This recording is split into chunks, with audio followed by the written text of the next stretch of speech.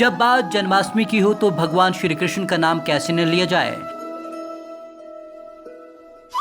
भगवान कृष्ण के कई नाम हैं, लेकिन कुछ नाम ऐसे हैं जिनके पीछे कुछ कहानी, किस्से या कोई अलग ही महत्व है। ऐसे नामों के अलग से जाप का भी विधान शास्त्रों में बताया गया है। भगवान श्री कृष्ण के 8 नाम, हर नाम की अलग अलग महिमा। मुरा राक्षस को मारकर बने मुरारी। मधु दैत्य के वंशज होने से कहलाए माधव। मधु दैत्य का वध करने के कारण नाम पड़ा मधुसूदन। सुंदर केशु के कारण बन गए केशव। छोटी उंगली पर गोवर्धन पर्वत उठाने के कारण बन गए गोवर्धन।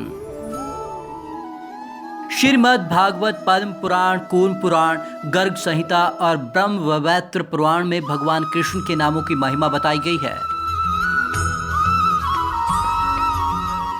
अलग अलग ग्रंथों में नामों की अलग अलग व्याख्या। अलग अलग ग्रंथों में नामों की अलग व्याख्या भी है। जैसे भागवत में श्री कृष्ण की व्याख्या काले रंग से है, लेकिन साथ ही कृष्ण शब्द को मोक्ष देने वाला भी कहा गया है।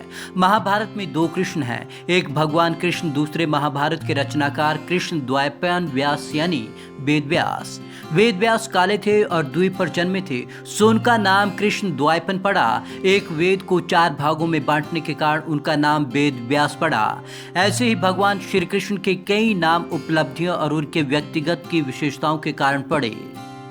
मुरारी महर्षि कश्यप और दिति का एक राक्षस पुत्र था, उसका नाम था मुरा। मुरा ने अपने बल से स्वर्ग पर विजय पाली, देवताओं को स्वर्ग से निकाल दिया। तब इंद्र ने भगवान कृष्ण से प्रार्थना की। भगवान कृष्ण और उनकी पत्नी सत्यभामा ने युद्ध में मुरा का वध कर दिया। मुरा दैत्य को अरि यानी कि शत्रु होने के कारण भगवान का एक नाम मुरारी पड़ गया। मधुसूदन मधु नाम के दैत्य का वध करने से भगवान का एक नाम मधुसूदन पड़ा। इस राक्षस के कारण भी देवता और मनुष्य काफी परेशान थे। भागवत में मधु के 2 से 3 राक्षसों का जिक्र मिलता है जो अलग अलग काल में हुए। इनमें से एक का वध कृष्ण ने किया था। केशव ये नाम भगवान के सुंदर केशों के कारण है। भगवान और गर्ग संहिता में भगवान के रूप का वर्णन मिलता है। गोपियां, सखियां और ब्रजवासी कई जगह भगवान कृष्ण के केशव के नाम से संबोधित करते हैं।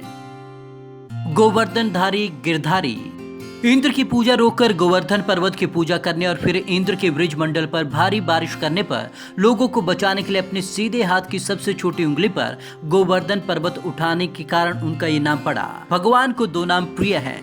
वृंदावन में गिरधारी, गिरिजा राजधारी नाम भगवान के लिए काफी प्रयोग किया जाता है। माधव इस नाम के पीछे 2 कहानियां हैं। एक तो वसंत ऋतु के देवता और ऋतुओं के वसंत के समान श्रेष्ठ होने के कारण कृष्ण का नाम माधव पड़ा, क्योंकि वसंत का एक नाम मधु भी है।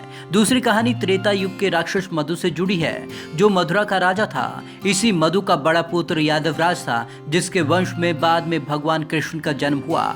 मधु के वंश में जन्म लेने के कारण इन्हें माधव कहते हैं। मुरलीधर वंशीधर बांसुरी धारण करने के कारण नंद बाबा ने कृष्ण को ये नाम दिया। नंद बाबा ने इन्हें कृष्ण को उपहार में बांसुरी दी थी, जो हमेशा उनकी पहचान रही। कृष्ण के व्यक्तित्व से बांसुरी इस वजह से जुड़ी हुई है कि उनके बिना कृष्ण की छवि की कल्पना भी नहीं की जा सकती। अच्युत कृष्ण अपने व्यक्तित्व में अटल और अडिग हैं। उनकी छवि एक ऐसे देवता की है जो अविचल भक्ति प्रदान करते हैं। वे ही एकमात्र ऐसे देवता हैं जो कई रूपों में एक साथ पूजे जाते हैं। पुत्र, मित्र, भाई, भगवान, पति, पुरुष, योद्धा, सलाहकार और गुरु सहित कई तरह से लोग कृष्ण की पूजा करते हैं। अपने हर रूप में वे अटल अडिग हैं, इसलिए उन्हें अच्युत कहा जाता है। Bureau report, Punjab Kesari TV, Chandigarh.